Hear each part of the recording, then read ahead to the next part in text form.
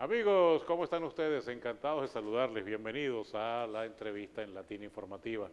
Como siempre, nuestro saludo referencial y darles la bienvenida y agradecimiento pues, por sintonizar nuestro canal multiplataforma Latina TV.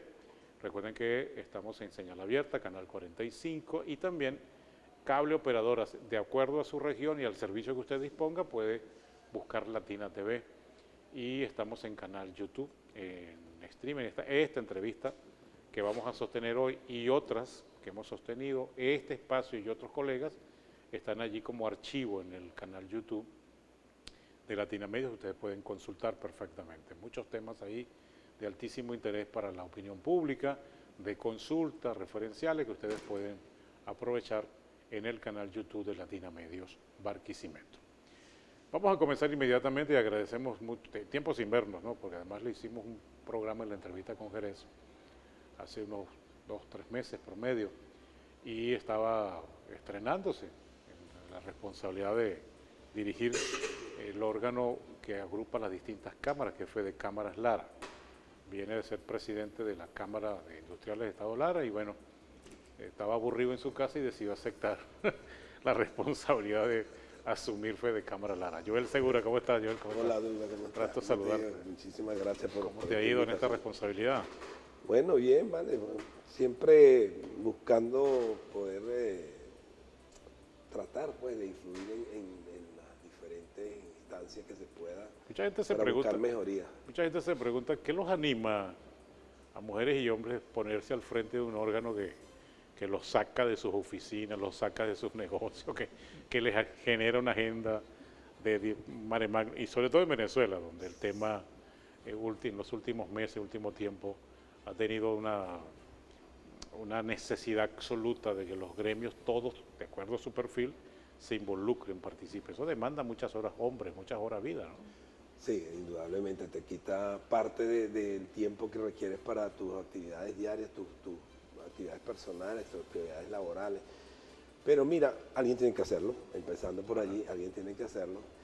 Y segundo, porque yo soy fiel creyente que las sociedades organizadas pueden lograr su objetivo. Eso, el hombre organizado, la sociedad organizada, el pueblo organizado, todo lo que tiene que ver con los seres humanos, si están organizados, logran los objetivos. En el caso de los gremios en específico, mira, es necesario. Y hay una razón aquí en Venezuela particularmente. En Venezuela particularmente, tú no estás obligado a pertenecer a una cámara. Eso es porque tú quieres. En otros países es obligado. Tú tienes que estar inscrito en una cámara. En Alemania, en Colombia, en otros países. Es como Entonces, colegiarse. es como colegiarse y es obligatorio. Aquí no, entonces aquí el trabajo es un poquito más difícil. Pero yo tengo un pensamiento. Todos nosotros tenemos que tratar de devolverle a la sociedad, al ambiente pues, donde tú te desarrollas, ya sea profesional, estudiantil, deportivo, tú tienes que tratar de devolverle algo de lo que ella te da. Y una es esta, 2 años, 2 o 4 años, lo que tú le dediques de tu vida a tratar de que el gremio donde tú estás esté mejor. Como dejar un legado, ¿no? Es como dejar un legado. Dejar un legado. Bueno, y a propósito de ese legado, hoy día Venezuela transita por un proceso, sin duda alguna, sorprendente, ¿no? Creo que Porfirio Torres, que en paz descanse, se luciría, Se luciría. con el insólito universo para tratar de dimensionar y colocar como en contexto real entre lo que es el país posible, el país que soñamos, el país que tenemos, el país político por un lado, el país económico en el otro, la ciudadanía esperando resultados. Y todo eso hace una especie de cóctel que supone como un país que le ha pasado de todo y al parecer, o da la sensación en algún momento que no le ha pasado nada. Incluso con esta tragedia dolorosa que hemos vivido, que nos despertó los sensores de la solidaridad y de la sensibilidad y del reconocimiento con el otro. Ya volvimos a la cotidianidad como corresponde, pero de acuerdo a la lectura del negocio, de la empresa, ustedes que le llevan el pulso, ustedes que están observando qué es lo que está pasando en el país en términos, por ejemplo, a nivel empresarial. ¿qué es lo que está pasando en materia económica? Porque ya uno periodísticamente le perdió la pista a la cantidad de cifras, de montos, de fondos. Ya se vende petróleo con libertad, ya se firman convenios, ya se entregaron concesiones de explotación, vienen empresas para participar en el proceso de recuperación eléctrica. Ocurren muchas cosas, pero el país sigue teniendo inflación, el país sigue teniendo expectativas salariales y el país sigue teniendo profundas necesidades. Claro, nosotros tenemos que ver algo, producto de nuestro desespero, ¿verdad? Por haber vivido durante tantos años, tantos problemas acumulados, problemas aquí, problemas allá, como tú lo indicas. Entonces queremos que las cosas sucedan más rápido de lo que se puede. Venezuela está pasando por un momento venimos pues de un gran deterioro estructural, es estructural, y tú no puedes las estructuras resolverlas rápido, tú tienes que ir poniendo los cimientos que queden firmes, y eso nos obliga entonces a hacer cambios de legislación, a hacer cambios en materias laborales, en materias fiscales, son muchas las cosas que hay que hacer. ¿Y por qué? Bueno, porque es probable que algunas de las empresas que estuvieron aquí en Venezuela en su momento confiaron en lo que el país le presentaba y se fueron decepcionados porque no les cumplieron algunas las expropiaron, otras a otras no les pagaron, a otras sencillamente al ver el panorama se van, y sucede así. Si hay algo realmente muy temeroso es el dinero si no ve condiciones seguras se va. Sin embargo, en Venezuela se confió, todas las empresas confiaron en Venezuela, porque lo que había en el marco legal venezolano, existía, y las empresas estuvieron aquí. Ahora las empresas entonces se cuidan un poco más, dicen, mira, ya no puedo confiar en la manera en que manejamos esto anteriormente, ahora quiero un marco estrictamente que me proteja. Y para llegar a eso, bueno, requiere mucho tiempo, Yo creo que hemos avanzado relativamente rápido para lo que en realidad era lo que nos estaba pasando. Hemos avanzado rápido, solo que queremos que sea más rápido. ¿Por qué? Bueno, porque queremos llegar vivos. El asunto es que mientras el tiempo pasa, ¿quiénes van a quedar vivos? Los grandes que están esperando que esas estructuras estén hechas para ellos, para que ellos puedan avanzar.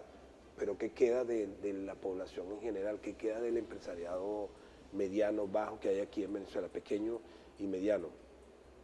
Bueno, que tiene que soportar, tiene que resistir, tiene tantos años resistiendo, ¿podrá resistir ahora?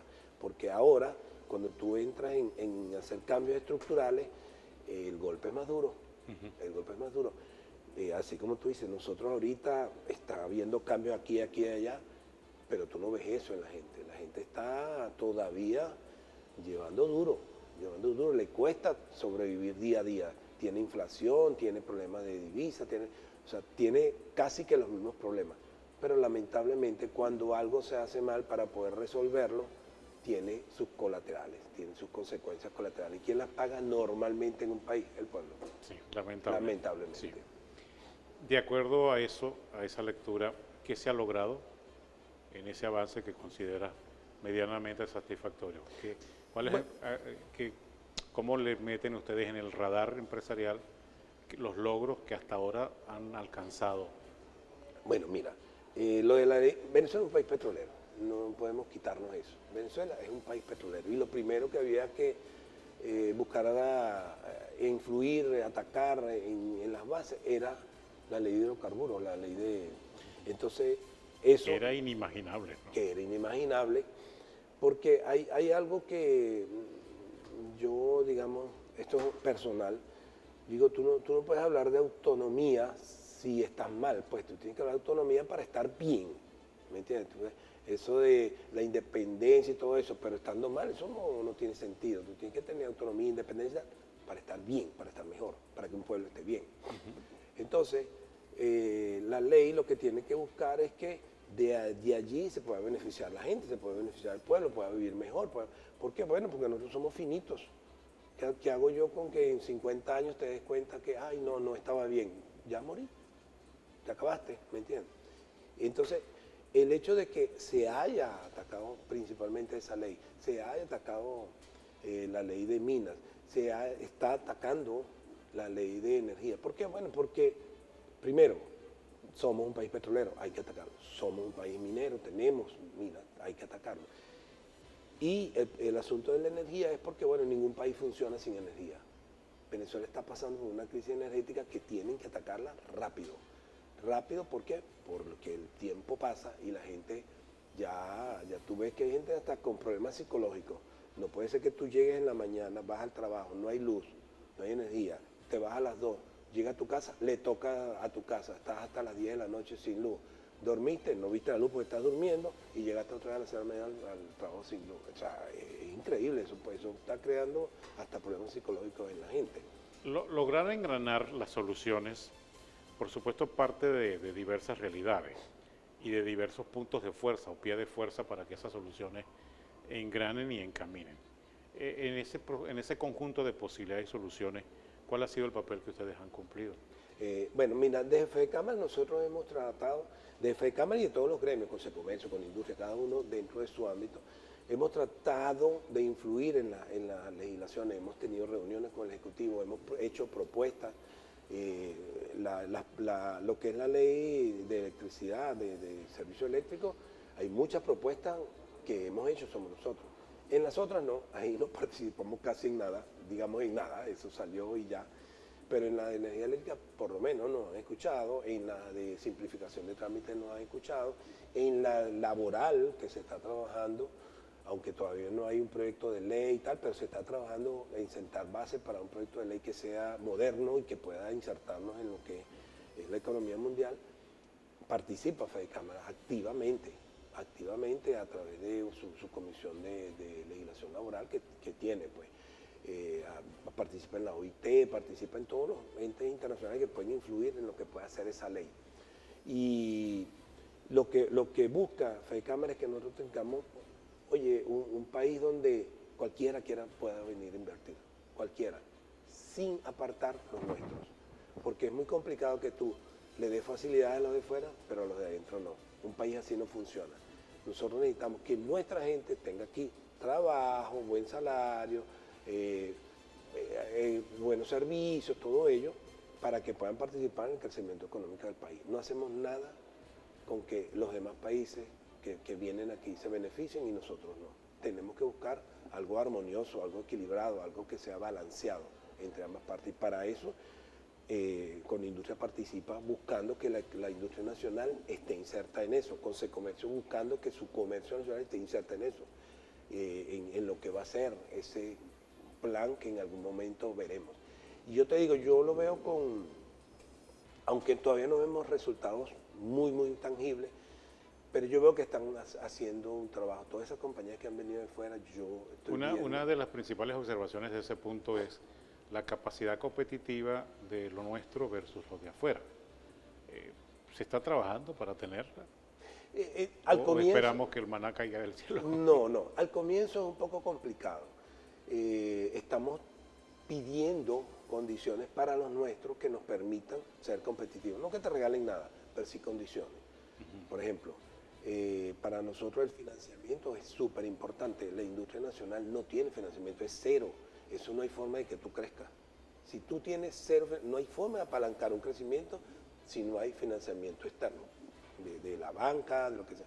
Para ello, bueno, el Estado va a tener que estudiar la manera de liberar el encaje legal, disminuirlo y que no impacte en la inflación, todo el temor que siempre tienen, pero van a tener que hacerlo. Tienen que buscar una manera porque si no, la industria nacional está en minusvalía ante las empresas internacionales. Fíjate, aquí, por ejemplo, en el área petrolera, están ahorita pidiendo servicios del área y están pidiendo a las empresas colombianas. ¿Y por qué?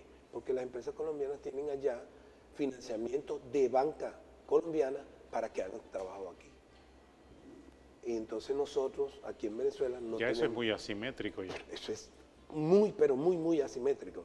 Entonces, eso, tienen financiamiento que les permite a ellos acceder a un financiamiento barato, pero además de eso, extendérselo a las empresas que están aquí.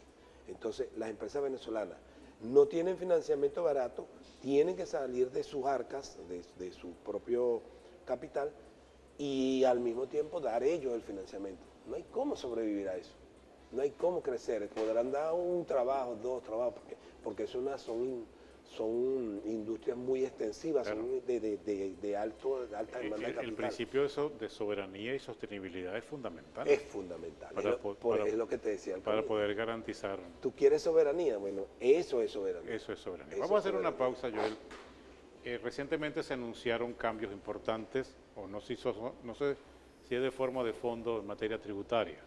RIF, cartelera, todo un conjunto de cosas que, sin duda, aguas abajo, incide en el tema del negocio, de toda industria, pequeña, grande. Quisiéramos saber cómo lo ve Fede Cámaras. Y a su vez, ¿qué ha pasado con el tema de la simplificación tributaria en Venezuela? Me gustaría saber si ustedes que le llevan el pulso a eso también, porque han participado en mucho debate nacional sobre el tema, teniendo en cuenta de que hay como también una expectativa sobre ese asunto en cuanto a que el tema de los parafiscales, de la cantidad de cosas que se pagan en Venezuela, de la cantidad de tributos que se pagan en Venezuela, teniendo en cuenta de que estamos en un proceso de recuperación y ahora se le agrega también un proceso de reconstrucción luego de los terremotos, esos dos fases o esos dos elementos requiere un mínimo de colchón flexible para que el aparato industrial, el aparato comercial, se involucre, porque si siguen los mismos estamentos, el mismo pechaje tributario y sigue todo ese estrangulamiento que a veces tienen los negocios en Venezuela, pues hará mucho más difícil sostener los niveles competitivos y mantener Santa María arriba. Al regreso, este punto importante con el presidente de Fede Cámaras Lara, Joel Segura, que está hoy en Latina Informativa. Ya regresamos con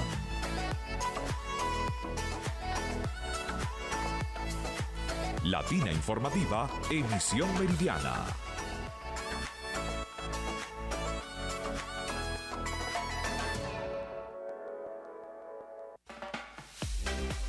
Estás viendo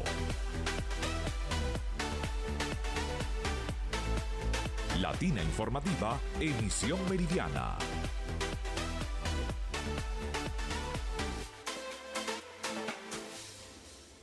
Continuamos con más de esta grata conversación con Joel Segura, presidente de Fede Cámaras Lara. Te dejaba la interrogante, estos asomos y cambios que ha hecho la nueva directiva, el nuevo tren que dirige la Superintendencia Tributaria en Venezuela. El SENIA, que ya incluso cambió de nomenclatura, tiene nueva iconografía, nuevos colores, nuevas letras y esas cosas, incluso un nuevo formato tipográfico del RIF y todo esto. ¿Qué implica eso para ustedes? Bueno, mira, hay que aplaudir eso. Eso era necesario. Si es necesario, el SENIAT tenía que modernizarse, tiene que modernizarse. Fíjate que desde la cúpula empresarial se aplaude que el nuevo presidente, director, no sé qué es el cargo que tiene el de SENIAT, el señor Maniglia, lo primero que hizo fue reunirse con la cúpula empresarial, como debe ser, como debe ser. Y bueno, se plantearon mejoras y todo ello.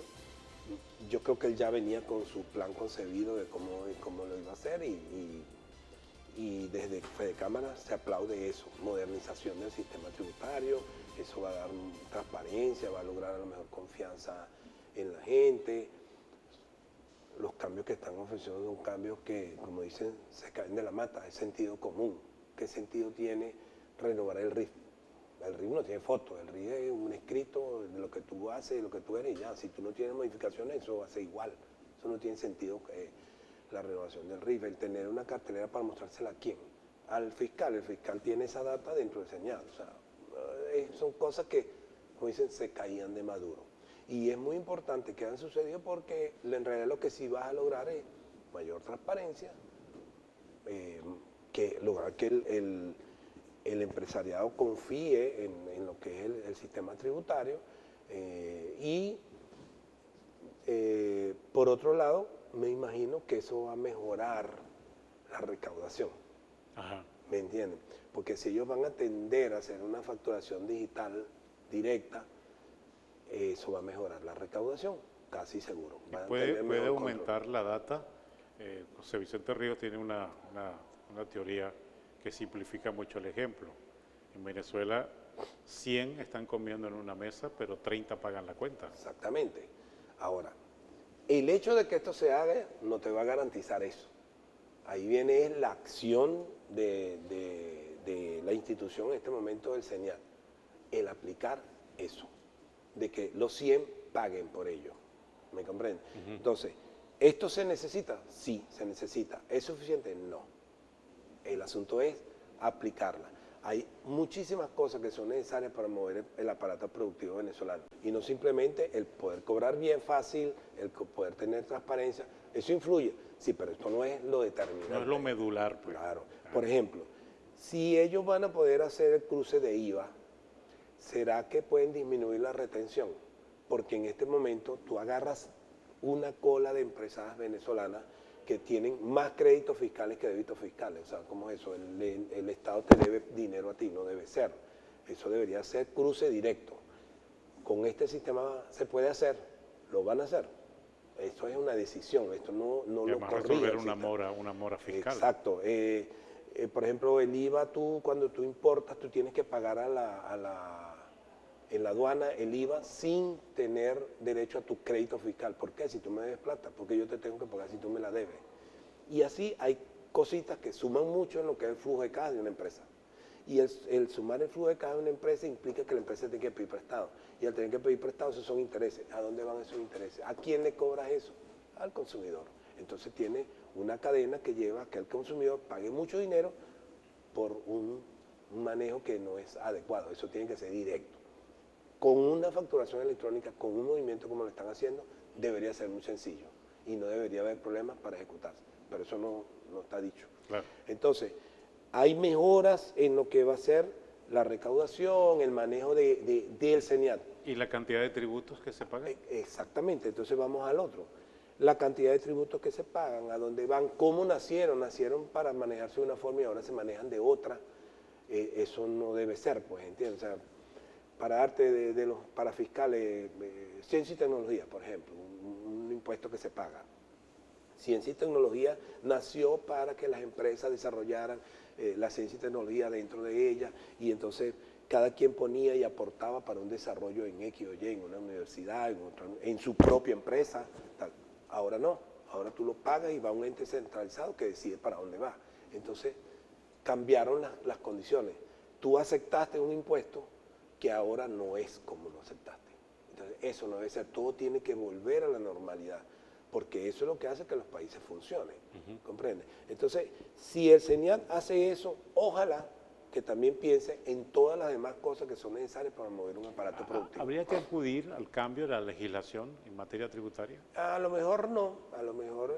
¿Con resoluciones? Con resoluciones, a lo mejor es resolver ese tipo de cosas. Lo del IVA, eso no requiere una nueva ley.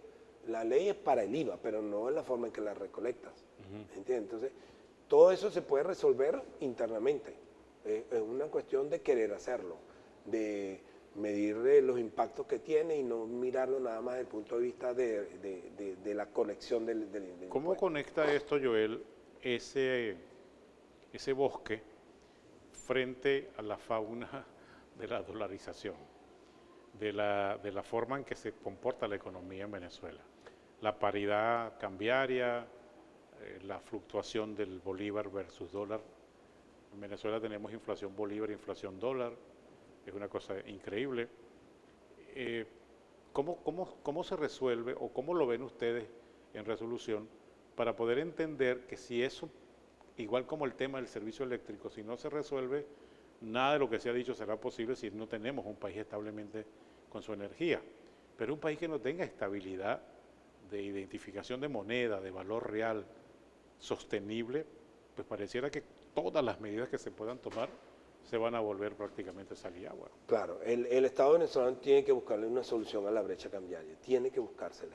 Y eso viene, bueno, por controlar la inflación, controlar el gasto público, viene por muchas cosas juntas. Pero eso se hace necesario. Todos los países del mundo manejan, no digamos todos, pero una buena parte de países del mundo donde la moneda no es el dólar, manejan una diferencia entre lo que es el dólar que tú consigues por la banca, pero que lo consigue todo el mundo. No es como aquí que nosotros no lo conseguimos. El BCB no se consigue. Tú vas al banco y no vas a conseguir BCB. En otros países tú consigues eso y existe lo que llaman un dólar, algunos lo llaman dólar turístico, otros, hay diferentes nombres, cada país lo nombra y tienen una brecha, pero la brecha es mínima.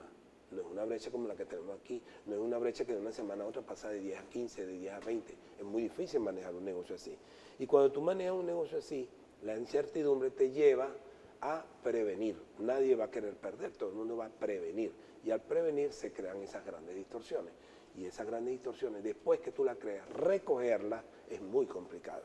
Es tomar decisiones a tiempo. Es perentorio en este debate pensar ciertamente en el tema de definir cuál es la moneda con la cual transar en Venezuela. Porque tenemos el bolívar, que constitucionalmente es nuestra moneda, pero tenemos implícitamente, ya de hecho, quizás no de derecho, pero sí de hecho, que es el dólar la referencia, que es la unidad métrica referencial nuestra para todo. Mira, yo tengo mis dudas que una dolarización como tal, de facto, lo resuelva. Que resuelva. Esto es un problema estructural que tiene que resolver el Estado. Si tú colocas el dólar, ¿quién te dice que no va a haber más gasto que el que se pueda o que no? Eso no lo va a garantizar. Esto es un asunto de disciplina fiscal, gubernamental. Tienen que tomar ciertas medidas para resolverlo. Podrá ayudar, pero mira, tú ves países como, no sé, Argentina en este momento. Argentina, la gente tiene sus dos monedas, trabaja con sus monedas, el dólar casi que se estabilizó y tal, pero sigue siendo difícil conseguirlo.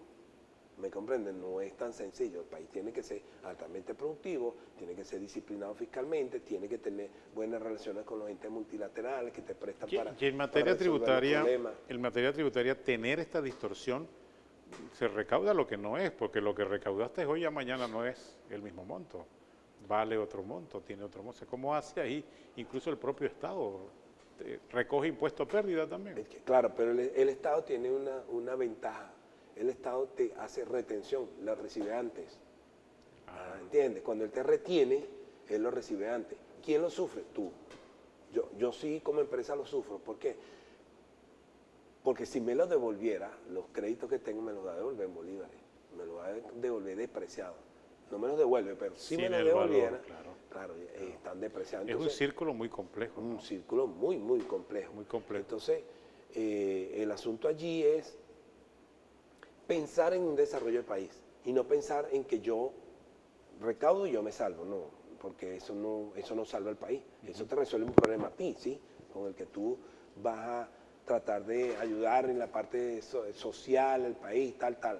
Sí, pero ¿qué haces tú con eso si no tienes quien te lo pueda? Porque en la dimensión económica está el mundo de nuestra insólita economía. Cuando se activó el fondo petrolero que maneja los Estados Unidos junto con Venezuela por la venta de petróleo, comenzó la banca a bajar recursos a subasta de un dólar digital, pero se le coloca una tasa distinta a la tasa BCB. O sea, por encima. El propio banco del Estado creó una tasa inmediatamente paralela al dólar, al costo dólar. Es lo que te decía. Que es una cosa absurda, digna de todo estudio. Pero es así. Sí. ¿Entiendes? Y como te digo, en muchas partes del mundo existe eso, pero con una brecha mínima, no este nivel de brecha. Y entonces y normalmente tú tienes acceso a la otra, cosa que no pasa aquí en Venezuela. Tú no tienes acceso el dólar BCB casi es que para transar en los negocios. Eso no... Circula la información, me voy a ir a pausa, circula la información que el economista estadounidense Stephen Hatke confirmó a la revista Fortuna que redactó un proyecto de ley para la dolarización formal en Venezuela. Hacemos una pausa, ya venimos. Ya regresamos con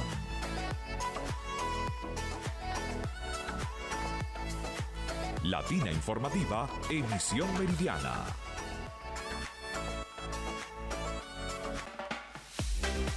Estás viendo Latina Informativa, emisión meridiana.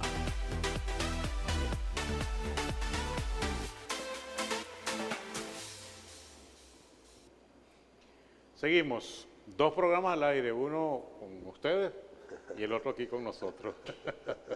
Para el libro Fuera del Aire que estamos escribiendo. Joel Segura, presidente de Fedecámaras Lara. Todo este tema y este debate que se está desarrollando en Venezuela, afortunadamente en condiciones de paz, o sea, es un debate interesante porque en todo caso, una de las cosas que se ha recuperado en Venezuela, siento que es así, es la capacidad de debatir con libertad las consideraciones, las percepciones y lo que el común y la gente piensa sobre lo que está pasando en Venezuela.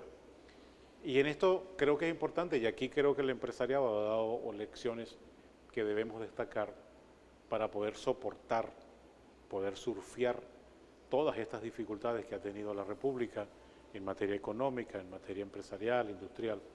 Implica pues que hay un empresariado comprometido, desarrollando las ganas y potencializando sus posibilidades para generar el negocio correcto en Venezuela. Ese es un papel. Y obviamente ahora el papel del Estado con un intermediario como los Estados Unidos, que evidentemente tiene un nivel de participación en todo lo que está pasando hoy día en Venezuela, supone un reto para la ciudadanía. De acuerdo a tu lectura, tu experiencia, ¿cuál debería ser? Ustedes ya lo han tenido, lo sostienen y lo encaran.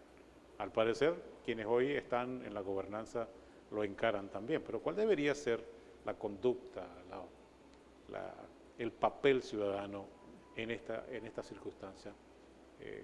Que pareciera que es como una especie de mirón de palo, pero tiene mucho que decir, mucho que aportar, mucho que hacer, mucho que comportar a la sociedad para poder entender que este es un proceso donde también nosotros participamos, porque no sé, creo que hay la sensación de que todo el mundo está esperando que pase algo, que ocurra algo, que se transformen las cosas, que vayan viniendo y hay una especie de inercia, así como de observación lenta, así, esperando que el resto de los actores resuelvan para entrar la ciudadanía en acción.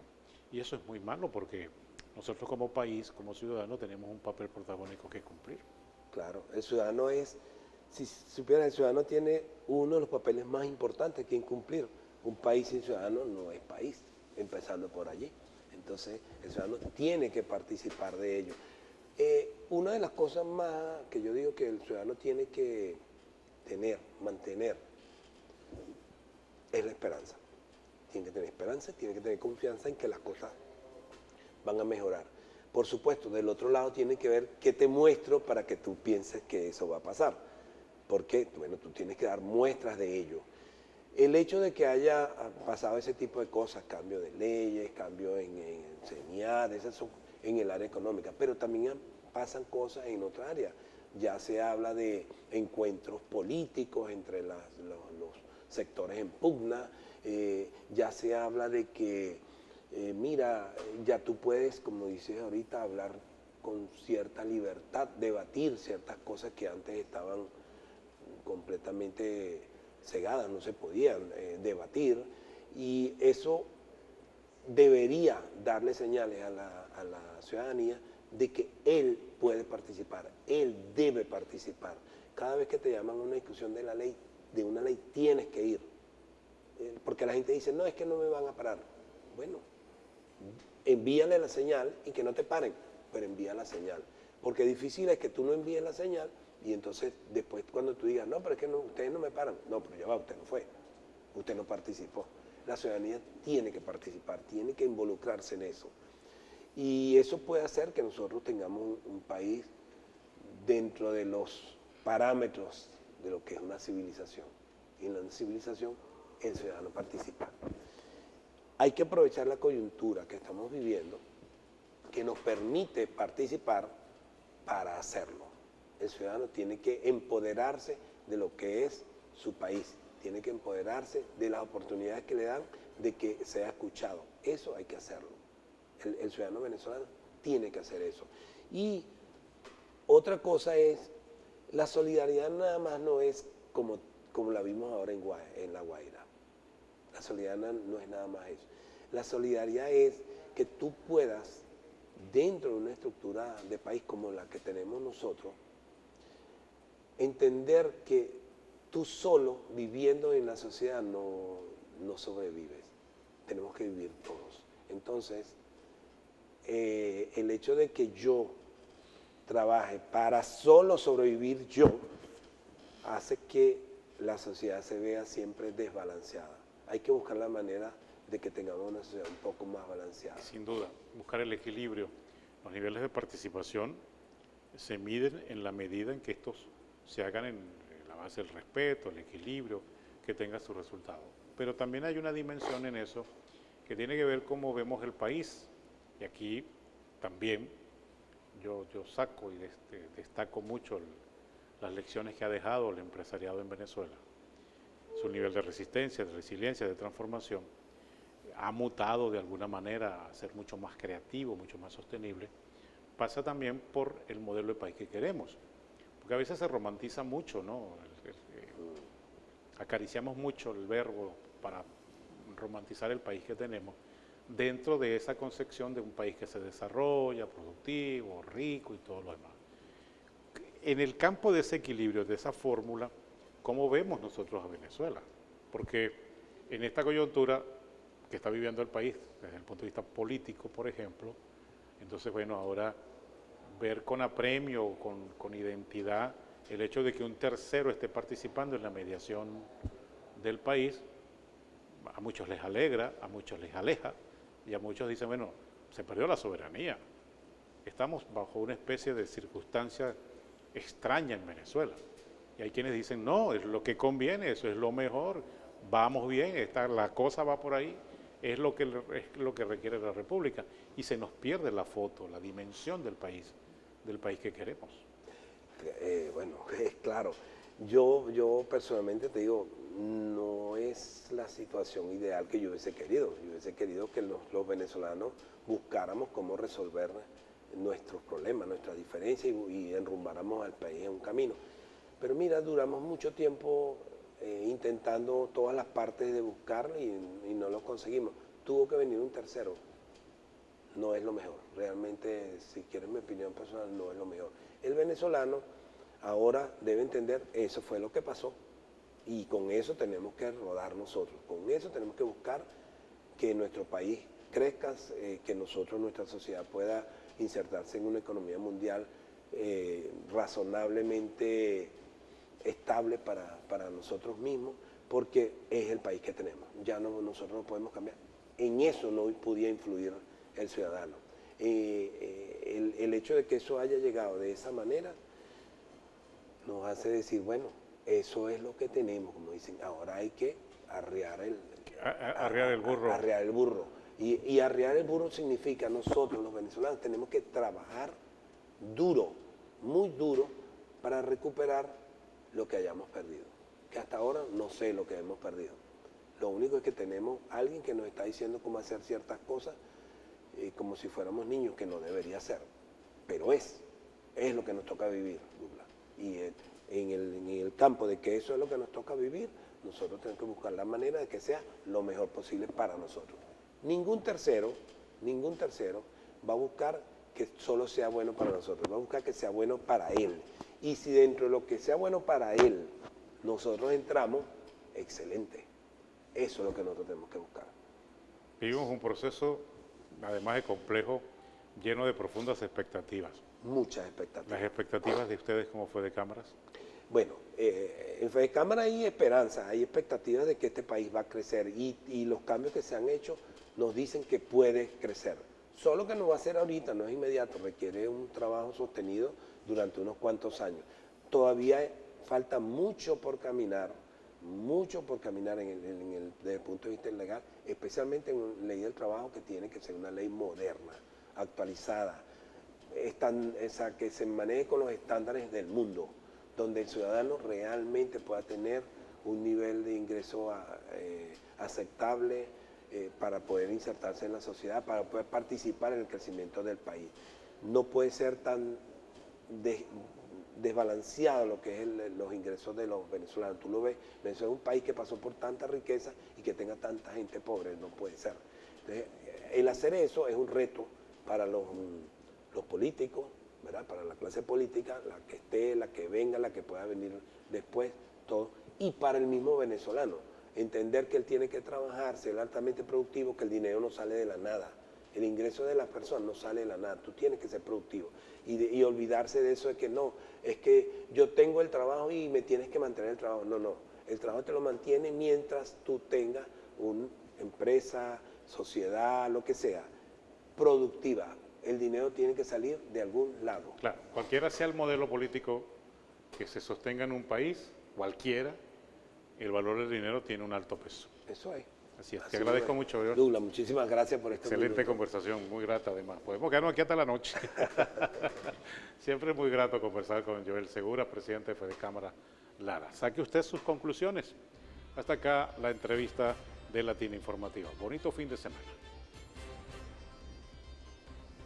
Latina Informativa, emisión Bueno. meridiana